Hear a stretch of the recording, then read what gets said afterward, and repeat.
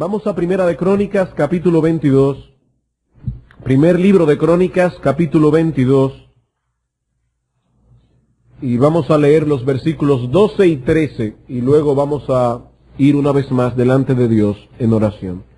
Primer libro de Crónicas, capítulo 22, versículos 12 y 13. Dice David, hablando aquí a su hijo Salomón: y Jehová te dé entendimiento y prudencia, para que cuando gobiernes a Israel guardes la ley de Jehová tu Dios. Entonces serás prosperado, si cuidares de poner por obra los estatutos y decretos que Jehová mandó a Moisés para Israel. Esfuérzate pues y cobra ánimo, no temas ni desmayes. Vamos a orar. Realmente, oh Señor y Dios, nuestros corazones se llenan de gozo al saber que cuando cantamos con nuestros labios que en tierra de cansancio Jesús es nuestra roca aquí, y Él es nuestro abrigo en medio de la tempestad, no estamos cantando algo que no hayamos experimentado. Gracias, oh Señor, porque aunque ciertamente este mundo está lleno de peligros, y sobre todo para los creyentes, y muchas veces nuestros pies resbalan hasta que casi desmayamos, sin embargo es en esos momentos cuando hemos comprobado que Jesús es poderoso para salvar. Él no solamente nos ha concedido el perdón de todos nuestros pecados, sino que también ha implantado en nuestros corazones las gracias que son necesarias para perseverar en la fe. Gracias, oh Dios, porque nuestro Señor Jesucristo compró para nosotros en la cruz arrepentimiento, regeneración, fe, perdón de pecados y también perseverancia. Gracias porque Él es nuestra roca aquí, Él es el abrigo de nuestras vidas en medio de las tempestades.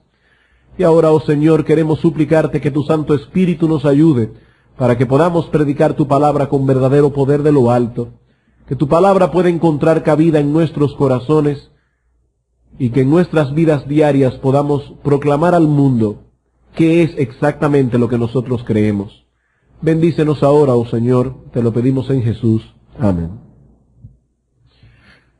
Continuamos, hermanos, con nuestra serie de sermones sobre la teología del trabajo. Este es el quinto sermón que vamos a predicar en esta serie y nos encontramos estudiando en este momento, en una manera más específica, la prudencia en los negocios. Y como hemos podido ver en estos estudios, la Escritura regula todos los aspectos de nuestra vida, incluyendo el desempeño de nuestra vocación u oficio. No existe un aspecto de nuestra existencia en este mundo que no se encuentre regulado por la palabra infalible de Dios.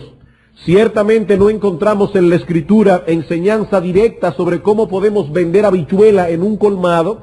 Tampoco encontramos enseñanza directa en la Escritura de cómo estudiar matemáticas. Pero sí encontraremos en la palabra de Dios los principios que nos ayudarán a desempeñar cualquiera de esas funciones de una manera tal que Dios sea glorificado en nuestra vida y que nosotros seamos beneficiados. Y uno de los principios claros que encontramos al respecto en la palabra de Dios es que solo podemos prosperar en el desempeño de nuestra vocación, en el desempeño de nuestro oficio, si conducimos todos nuestros asuntos con prudencia, con discreción, con entendimiento.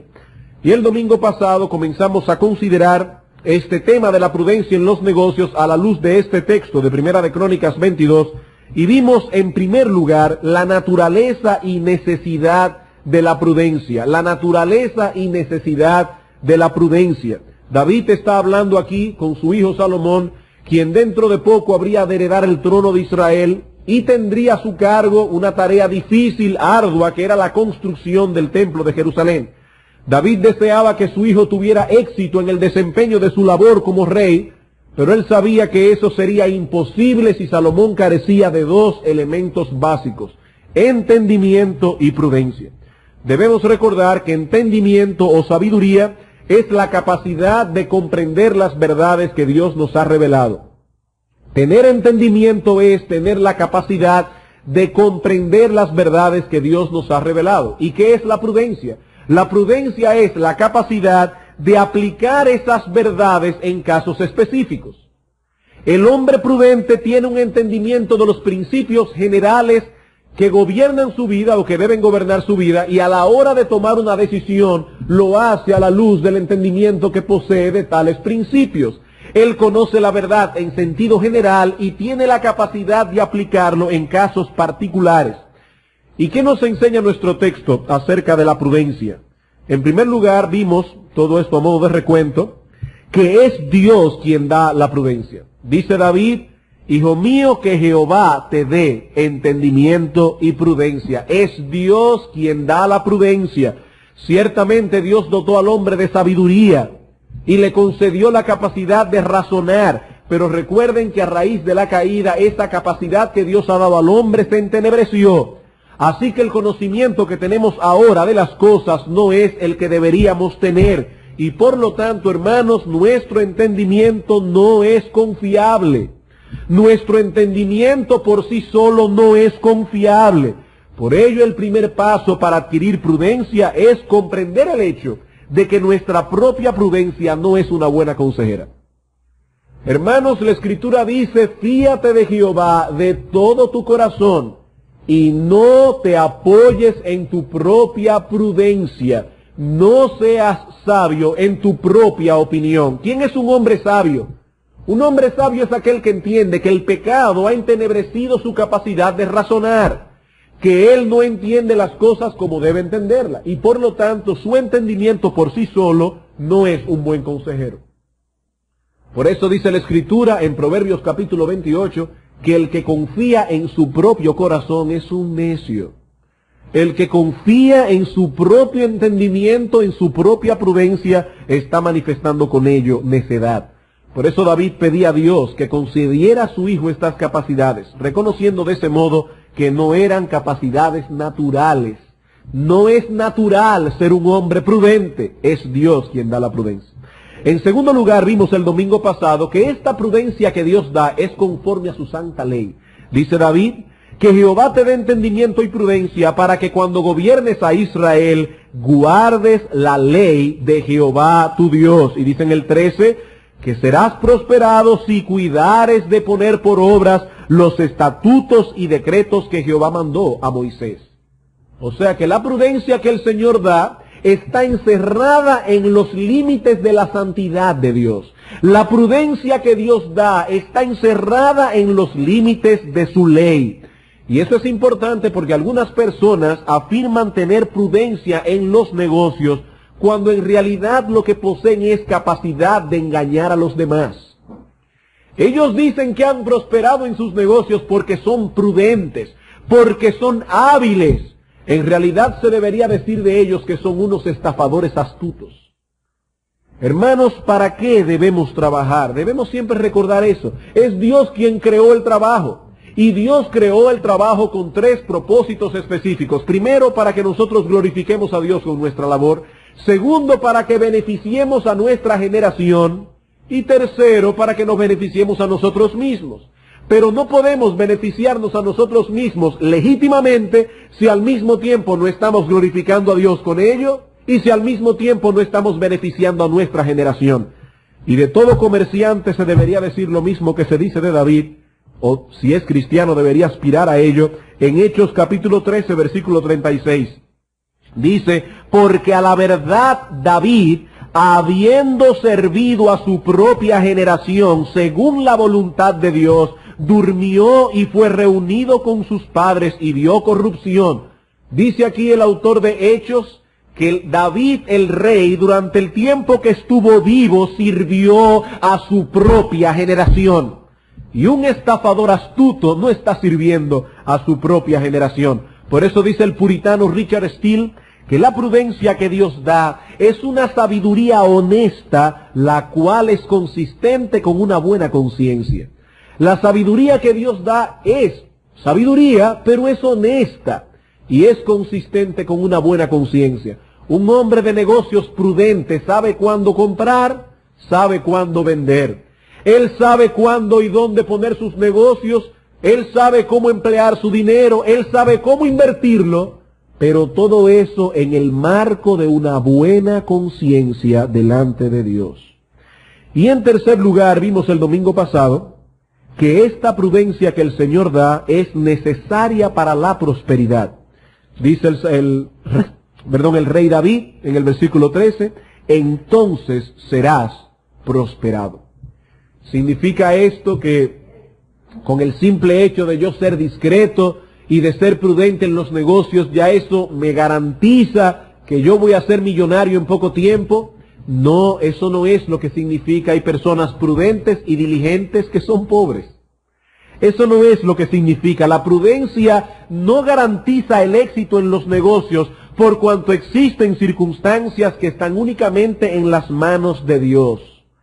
Pero no tenemos derecho a esperar razonablemente que Dios bendiga nuestro trabajo si somos imprudentes. No tenemos derecho a esperar la bendición de Dios, aún económica, en nuestros trabajos si somos imprudentes. Bien, hermanos, habiendo considerado estas enseñanzas generales acerca de la prudencia, ahora lo que vamos a hacer es considerar este asunto desde un modo más específico, más particular. Ya vimos la naturaleza y necesidad de la prudencia y ahora consideraremos en segundo lugar los casos particulares en que esta prudencia debe ser ejercida. Los casos particulares en que esta prudencia debe ser ejercida. Son muchos los aspectos que deben ser manejados con prudencia a la hora de ejercer una vocación u oficio. Y dice la Escritura en el Salmo 112, versículo 5, acerca del hombre de bien, que este hombre gobierna sus asuntos con juicio. El hombre de bien gobierna sus asuntos con juicio. Él glorifica a Dios en la manera prudente en que dirige sus asuntos, en que dirige sus negocios. ¿Y cuáles son esos aspectos de nuestra vocación u oficio que deben ser manejados con prudencia? Bueno, en primer lugar, hoy solamente veremos dos. En primer lugar, aplicando la prudencia en casos particulares, debemos ser prudentes en adquirir un dominio cada vez más amplio de nuestra vocación u oficio. Si usted es un hombre o una mujer prudente, usted debe estar ocupado en adquirir un dominio cada vez más amplio, más profundo de su vocación u oficio. El hombre prudente conoce su vocación y se empeña en adquirir un entendimiento y un dominio cada vez más amplio de su labor. Recuerden, es Dios quien da las capacidades para desempeñar un trabajo u oficio, pero si bien es cierto que es Dios quien da las capacidades de nuestro trabajo, el hombre es responsable de desarrollar esas capacidades que el Señor le ha concedido.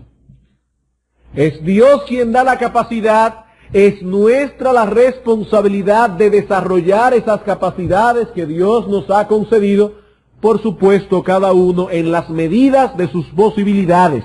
Recuerden que dice Proverbios capítulo 14 versículo 8 que la ciencia del prudente está en entender su camino.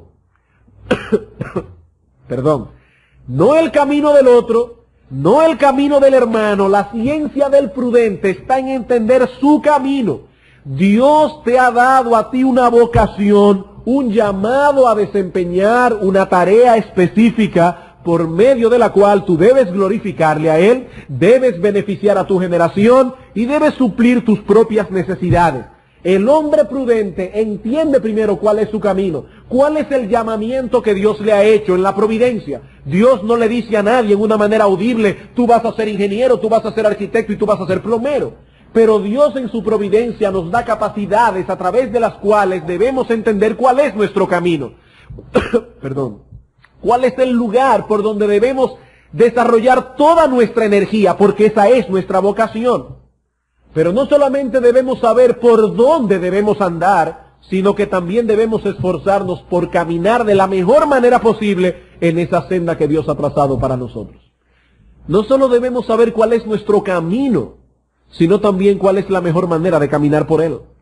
Y en ese sentido, hermanos, hay dos males que todo creyente debe evitar. Hay dos males en cuanto a este punto de perfeccionar tu vocación que todo creyente debe evitar. Primero, debemos evitar una visión desbalanceada de la verdadera espiritualidad.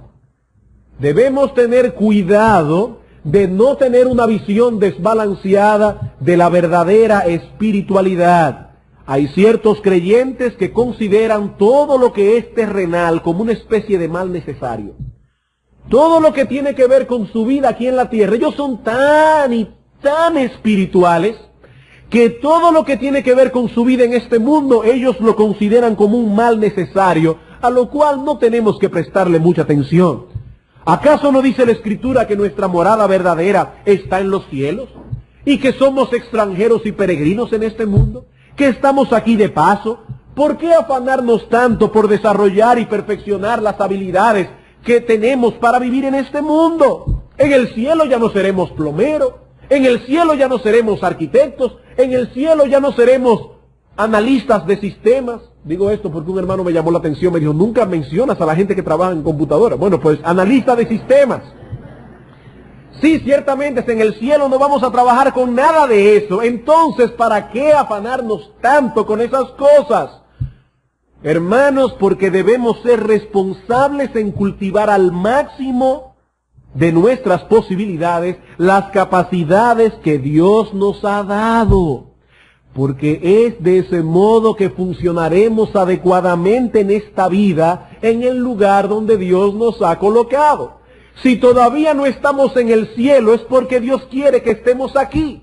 Y mientras estemos aquí, tenemos que funcionar como seres humanos. Y para funcionar como seres humanos, tenemos que desarrollar y perfeccionar las capacidades que Dios nos ha concedido. Recuerden que dice la Escritura, el Señor Jesucristo específicamente en Mateo 22, el texto que estamos estudiando por las noches, que debemos amar al Señor nuestro Dios, no solo con todo nuestro corazón, no solo con toda nuestra alma, sino también con toda nuestra mente. Tenemos que amar al Señor nuestro Dios con toda nuestra mente. La mente es un don que el Señor ha dado al hombre. Y ese don, esa capacidad que Dios te ha dado, fue puesta allí con el propósito de adquirir conocimiento. Dios te ha dado una mente con la cual tú puedes adquirir conocimiento. E independientemente de la capacidad intelectual que Dios te ha concedido, porque Dios no le da a todo el mundo la misma capacidad intelectual, pero independientemente de la capacidad intelectual que Dios te ha concedido, si tú tienes una mente que funciona bien, esa mente tiene capacidad de desarrollarse, de expandirse, esa mente que tú tienes tiene la capacidad de memorizar y esa mente tiene la capacidad de aplicar el conocimiento aprendido. Y es muy importante que enfaticemos este punto, porque vivimos en una generación que minimiza al máximo, o si puede decir, lleva al mínimo la capacidad de razonamiento del ser humano. Hermanos, nuestra generación es educada para no pensar. Desde pequeños sentamos a un niño frente a un televisor que no solamente está llenando su mente de basura, sino que al mismo tiempo está reduciendo al mínimo su capacidad de razonamiento. Un niño que se pase mucho tiempo en la televisión va a ser un tarado mental cuando llegue a ser adulto. Y los padres deben ser responsables en eso. La televisión ayuda a no pensar y al mismo tiempo no se enfatiza la importancia de la lectura. Un cristiano no puede darse el lujo de decir a mí no me gusta leer porque eso es un pecado. El creyente tiene que comprender que Dios le ha dado su mente con el propósito de amar a Dios con toda su mente, con todo su intelecto. Su intelecto debe ser desarrollado, debe ser expandido. Y el creyente que no se está ocupando de expandir su intelecto está pecando contra Dios. Porque dice la Escritura, amarás al Señor tu Dios con toda tu mente. ¿Significa eso que yo debo llegar a entender la teoría de la relatividad de Albert Einstein? No, yo ni siquiera me sé la fórmula. Dios a cada cual le da la capacidad que Él quiera darle, pero yo debo llevar mi propia capacidad al máximo de lo que mi intelecto pueda dar, y eso incluyendo mi trabajo, incluyendo mi vocación. Es mi responsabilidad no de Dios. Dios me ha dado la capacidad, es mi responsabilidad desarrollarla. Veamos el ejemplo de Timoteo. Dios llamó a Timoteo para predicar la palabra de Dios. Esa era su vocación. Y por cuanto Dios le había dado esa vocación, Timoteo tenía el don de predicar la palabra. La capacidad de predicar y enseñar la palabra es un don de Dios. Pero Timoteo tenía la responsabilidad de ejercer ese don y de desarrollarlo. Primera Timoteo capítulo 4. Primera Timoteo 4, 14. Y luego versículo 15 y 16 dice, bueno, versículo 13, para tomar el contexto. Entre tanto que voy, dice Pablo, ocúpate en la lectura, la exhortación y la enseñanza. No descuides el don que hay en ti. Qué paradójico. Es un don, pero Pablo dice, no lo descuides. Versículo 15, ocúpate en estas cosas. Permanece en ellas para que tu aprovechamiento sea manifiesto a todos. La predicación de la palabra es un don y es una ciencia. Es un don porque la capacidad la da Dios. Es una ciencia porque se perfecciona a través de ciertos principios que todo predicador debe poner en funcionamiento. Y todo predicador tiene la responsabilidad de predicar cada vez mejor. Él tiene que expandir el don que Dios le ha dado. Ahora, ¿vamos a predicar en el cielo? No, en el cielo ese don ya no tendrá utilidad. Pero mientras permanezcamos en este mundo, los que poseen ese don deben ejercerlo y desarrollarlo. Y lo mismo podemos decir de cualquier otra capacidad. De cualquier otra capacidad que Dios te haya otorgado. Así que el hombre prudente procura atesorar todo el conocimiento que pueda obtener, tanto por observación como por instrucción. Si tú eres creyente y Dios te ha mostrado cuál es el camino por donde debe andar, nunca te avergüences de seguir aprendiendo. Nunca te avergüences de seguir aprendiendo. Si eres prudente, debes continuar aprendiendo, con miras a lograr la perfección en aquello que Dios te ha encomendado. ¿Vas a lograr algún día la perfección? No, pero debes tirar hacia allí todo el tiempo. Así que lo primero que debemos cuidarnos en este asunto es de no tener una visión desbalanceada de la verdadera espiritualidad, como si lo único que valiera la pena en este mundo es conocer un poco la Escritura, venir a la iglesia y orar. Eso es una visión desbalanceada. Pero por el otro lado, también debemos tener cuidado con tener una visión desbalanceada de nuestras prioridades.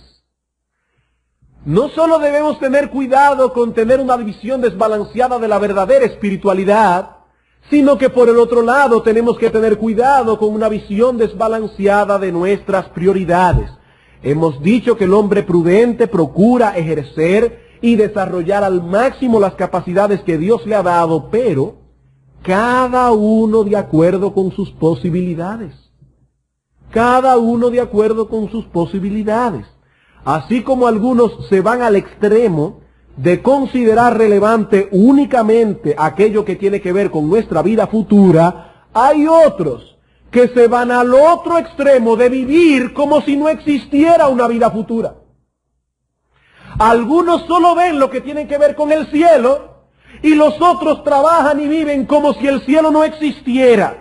Hermanos, nosotros tenemos prioridades en nuestras vidas. Debemos ocuparnos de nuestros trabajos y de desarrollar las capacidades que Dios nos ha otorgado, pero nunca a costa de nuestra vida espiritual, de nuestra familia y de nuestra salud.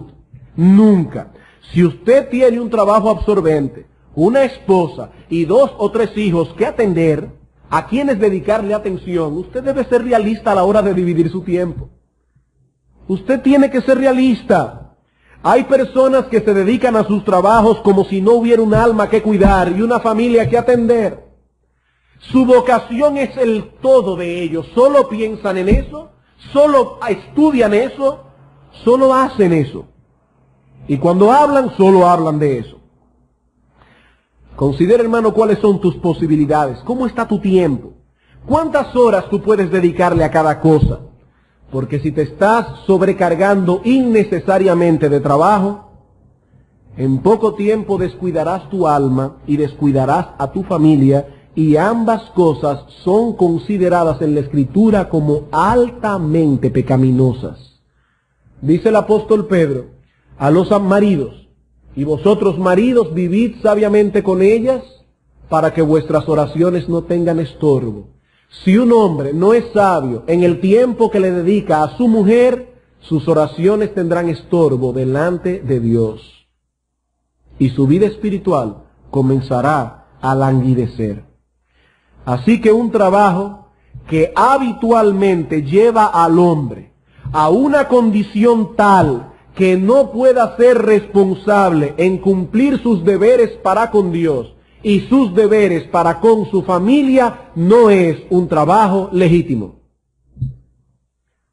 Un trabajo que esté obstaculizando su comunión con el Señor habitualmente, y que esté obstaculizando el deber que usted tiene de cuidar y proteger a su familia, ya para usted ese trabajo no es legítimo. Es cierto que en todo trabajo pueden presentarse situaciones providenciales que afecten tu horario en un momento dado. Que se explotó una caldera en la empresa, que a fulano le pasó esto, que no vino. Todo eso pasa en cualquier tipo de trabajo. Pero aquí estamos hablando de un trabajo que se está interponiendo habitualmente entre Dios, tu familia y tú. Y aún los pastores tienen que tener mucho cuidado con eso, mucho cuidado. Recuerdo que Mr. Key, que está por aquí arriba, me dijo en una ocasión que una de las cosas que más trabajo le costó aprender al principio de su ministerio era decir que no. A los pastores les es difícil muchas veces decir que no. Pero hermanos, nosotros también tenemos un alma que cuidar, un cuerpo que cuidar, una familia que atender, niños que criar para el temor de Dios. Y todo eso exige tiempo. Y aún un pastorado que lleve a un hombre a descuidar su alma y a descuidar su familia es un pastorado pecaminoso. Un trabajo que lleve a un hombre a descuidar su familia y su alma no es legítimo para ese hombre. Ese trabajo se ha convertido en un pecado para esa persona. Así que el hombre prudente procura adquirir un entendimiento cada vez más amplio de todo lo concerniente a su vocación o oficio, pero nunca descuidando su alma, nunca descuidando su familia, nunca descuidando su salud, nunca descuidando su cuerpo. El hombre prudente debe saber cómo darle a cada cosa su debido tiempo. Bien, entonces, esa es la primera área donde debemos ser prudentes en los negocios. El primer caso particular. En segundo lugar,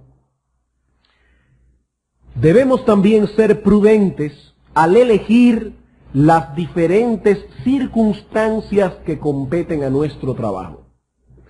Debemos ser prudentes al elegir las diferentes circunstancias que rodean todo tipo de trabajo.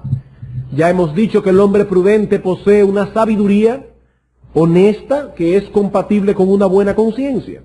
Y esa sabiduría le permite analizar y tomar la mejor decisión en cuanto al tiempo de realizar sus negocios, en cuanto al lugar más apropiado y en cuanto a las personas que él va a involucrar que sean más idóneas. Tres cosas que el hombre prudente debe considerar con cuidado: el tiempo, el lugar y las personas con las cuales se relacionará en su trabajo. La Escritura nos enseña en Eclesiastés capítulo 3, versículo 1, que en este mundo que Dios ha creado todo tiene su tiempo, y todo lo que se quiere debajo del cielo tiene su hora. Y al momento de actuar, el hombre prudente considera si este es el mejor tiempo o si simplemente está actuando por capricho o por pasión. El hombre prudente se le ocurre un negocio, pero él considera, ¿este es el mejor momento para yo dar ese paso? Él no actúa simplemente porque quiere hacerlo, porque está muy entusiasmado, porque está apasionado con el asunto, porque solo piensa en eso. No, él considera con prudencia, ¿este es el tiempo más apropiado? Hermanos, hay reglas comerciales que están en el mundo desde que el mundo es mundo. Que un hombre compre un artículo más barato y después lo venda cuando el artículo está más caro, eso es prudencia. Eso no es carnalidad, ese hombre está pensando. Eso es prudencia. El individuo debe considerar cuál es el tiempo, y esas son reglas que son lícitas en todas las épocas en cuanto al comprar y al vender.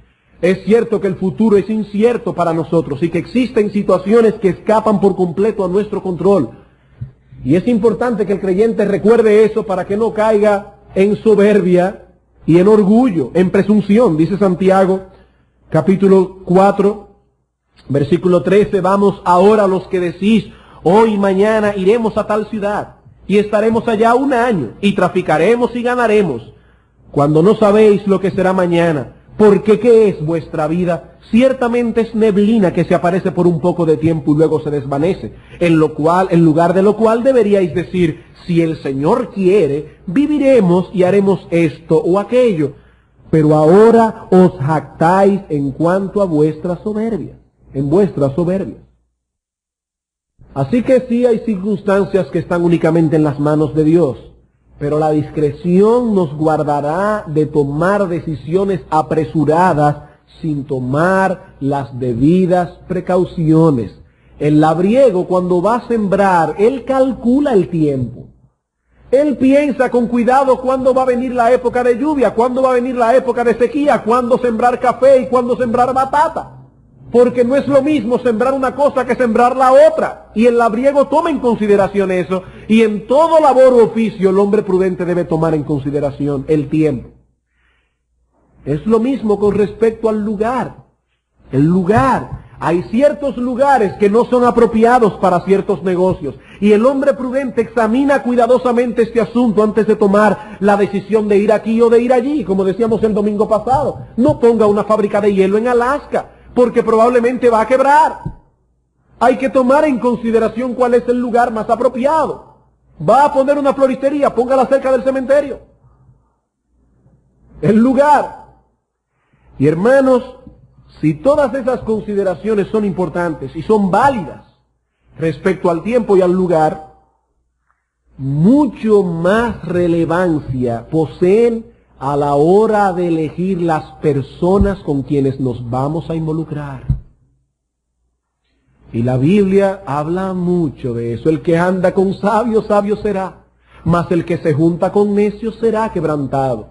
El hombre prudente no solo es prudente a la hora de elegir sus amigos, porque dice David en el Salmo 119, compañero soy yo de los que temen tu nombre. Usted no puede tener intimidad con una persona que no teme a Dios. Pero también tiene mucho cuidado a la hora de enredarse en un negocio con una persona. Mucho cuidado. Porque hay muchos creyentes que han visto apenados cómo todo su capital se ha ido a pique porque confiaron desmedidamente en hombres inconversos, con quienes cometieron el error de asociarse a partes iguales. Y cuando digo a partes iguales me refiero a que un creyente se asocie en un negocio con un inconverso 50% y 50%. Eso es una imprudencia. Porque a la hora de hacer eso el inconverso ya tiene la misma injerencia del individuo, del creyente. Asociarse de ese modo con un incrédulo es llevar un yugo desigual. Ese hombre no le teme a Dios y por consiguiente no tendrá mucho reparo en hacer cosas que son contrarias a la voluntad revelada de Dios.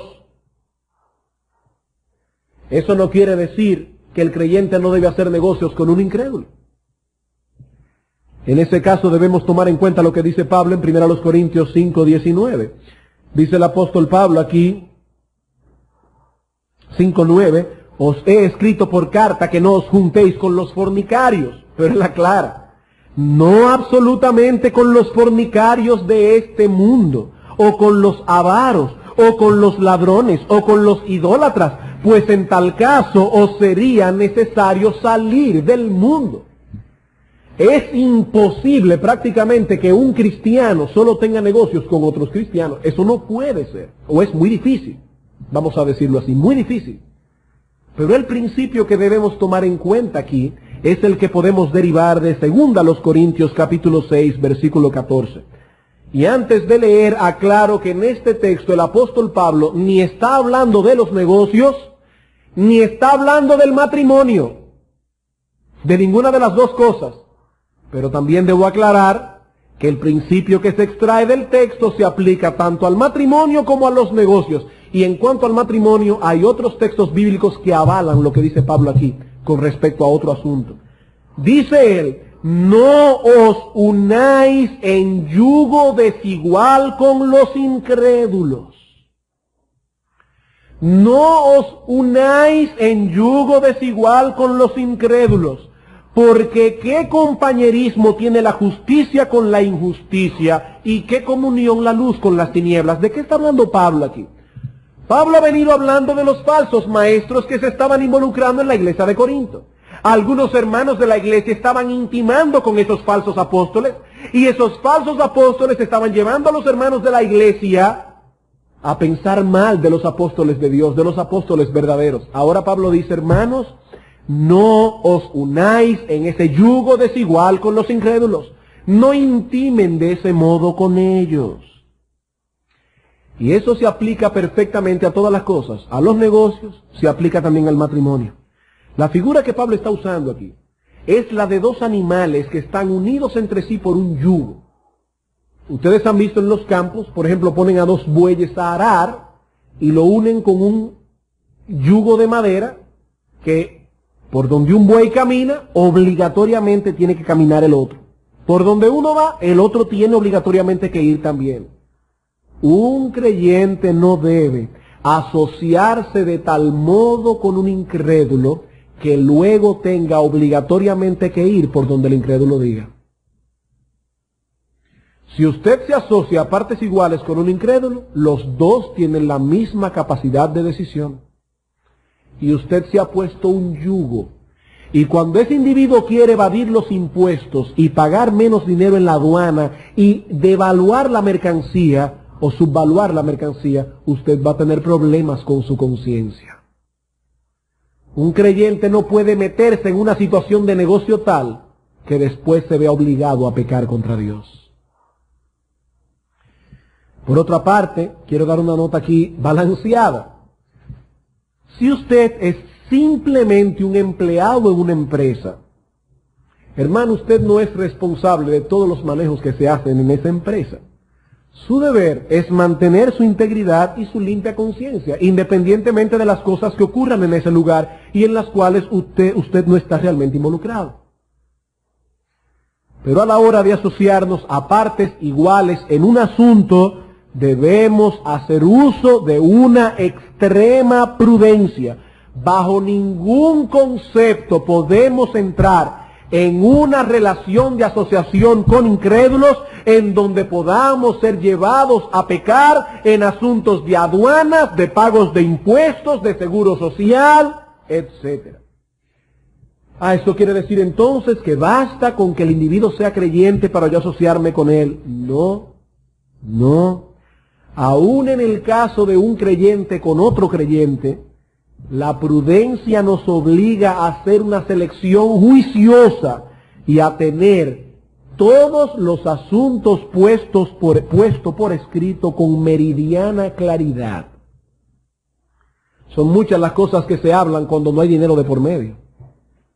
No, pero yo lo conozco. Hasta medio familia mía es. A veces cuando son familias es peor la cosa. Hermano, donde hay dinero de por medio hay que tener prudencia. Porque muchas veces la iglesia misma es afectada por el litigio de hermanos que no pusieron claramente las condiciones de trabajo. Y a la hora de comenzar a repartir beneficios comenzaron a haber problemas. Y esos problemas afectan tu vida espiritual, tu corazón y afectan la iglesia también.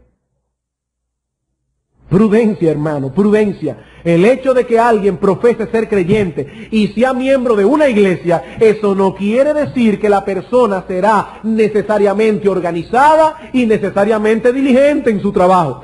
Eso es lo que él debería hacer por ser cristiano. Pero necesariamente no será así. Cerciórese primero. Si usted es un hombre prudente, cerciórese primero antes de entrar en cualquier tipo de atadura comercial. Porque no todo lo que dicen ser israelitas son de Israel. Mucho cuidado. Prudencia en los negocios. Bien, hermanos, en conclusión, como hemos podido comprobar una vez más, la Escritura contiene principios que regulan todos los aspectos de nuestra vida sobre la tierra. Y si queremos vivir una vida que glorifique a Dios Y una vida bienaventurada, el consejo de la Escritura es doble. Por un lado, no te apoyes en tu propia prudencia, no seas sabio en tu propia opinión. Y por el otro lado, fíate de Jehová de todo tu corazón, reconócelo en todos tus caminos, teme a Jehová y apártate del mal. Nuestra responsabilidad como pastores de la iglesia es la de predicar la Escritura y de enseñar todo el consejo de Dios. ¿Para qué? Para que ustedes ahora sean ciudadanos más prósperos y para que tengan éxito económico. No, ese no es nuestro propósito, sino para que ustedes y nosotros todos podamos conducir nuestros asuntos en el marco de la piedad. Hermanos, yo no soy un analista de comercio, yo soy un pastor. Y estamos aquí predicando la palabra de Dios, no los principios de la IBM ni los principios del consorcio tal. Estamos predicando la palabra de Dios y la palabra de Dios nos lleva a un punto, no a ser ricos, sino a ser piadosos. Y el deseo nuestro como pastores es que todos los miembros de Iglesia Bíblica del Señor Jesucristo aprendamos a conducir todos nuestros asuntos en el marco de la piedad. Así que si al escuchar estas cosas reconoces que te ha faltado prudencia, reconoces que te ha faltado discreción para manejar tus negocios, hermano, ve delante del trono de Dios. Si ha habido pecado, y no solamente ignorancia, sino también pecado, negligencia, hermano, ve delante de Dios y pídele perdón por tu pecado, porque tú has pecado contra Dios. Tú has pecado contra Dios y contra tu familia, porque ese negocio es el patrimonio económico de tus hijos. Y la Biblia dice que el padre debe atesorar para sus hijos. Esa es nuestra responsabilidad. Ve delante del Señor pidiendo perdón por tu pecado, pero al mismo tiempo pidiendo sabiduría y discreción. Recuerda que Dios no solamente otorga el perdón, Él también otorga la sabiduría que nos hace falta. Dice Proverbios, porque Jehová da la sabiduría, y de su boca viene el conocimiento y la inteligencia. Él provee de sana sabiduría a los rectos. Es escudo a los que caminan rectamente. No aquel que maneja sus cosas con astucia serpentina, no. Aquel que camina rectamente. Es el que guarda las veredas del juicio y preserva el camino de sus santos. Dios da sabiduría, no solamente perdón de pecados. La semana próxima nosotros continuaremos enfocando otros casos particulares donde debemos aplicar la prudencia en el desempeño de nuestra vocación u oficio. Vamos a orar.